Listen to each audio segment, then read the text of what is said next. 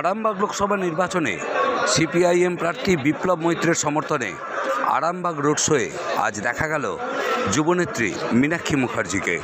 মীনাক্ষী মুখার্জি এবং সিপিআইএমের অন্যান্য নেতৃত্বদের উপস্থিতিতে আজকের রোড শোয়ে মানুষের ঢল ছিল চোখে পড়ার মতো।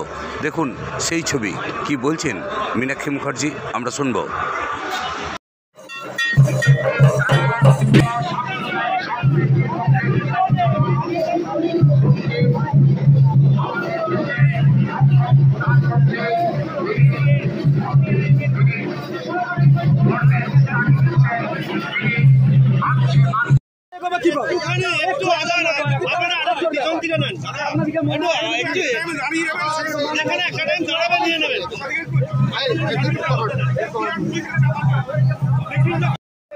বিরুদ্ধে কমরেড বিপ্লব মৈত্রকে তাড়াতাড়ি কাছে চিনে গরিব অধিকার প্রতিষ্ঠিত করতে কমরেড বিপ্লব মৈত্রকে তাড়াতাড়ি কাছে চিনে নামে টাকা বিরুদ্ধে কমরেড বিপ্লব মৈত্রকে তাড়াতাড়ি কাছে চিনে বিভাজন সৃষ্টিকারী বিজেপিকে কমরেড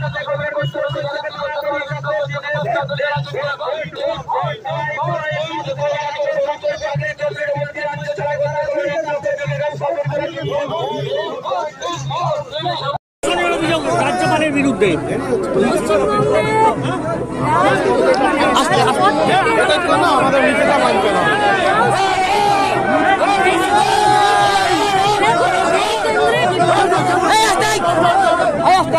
বলছি মুখ্যমন্ত্রী বলছেন যে তৃণমূলকে চোর বললে মানহানির মামলা করবেন, কি বলবেন?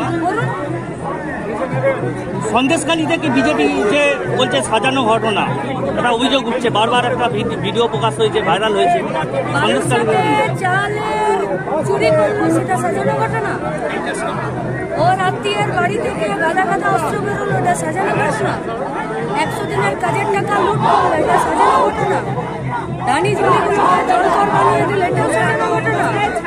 সন্দেশখালীতে মা বোনেরা দাঁড়িয়ে শ্লীলতাহানির এবং সম্মানহানির অভিযোগ করছে, সেটাও সাজানো ঘটনা।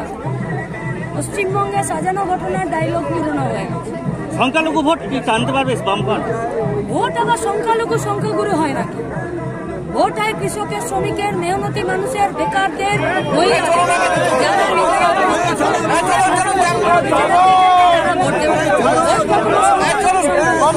আরামবাগ লোকসভা বন্ধ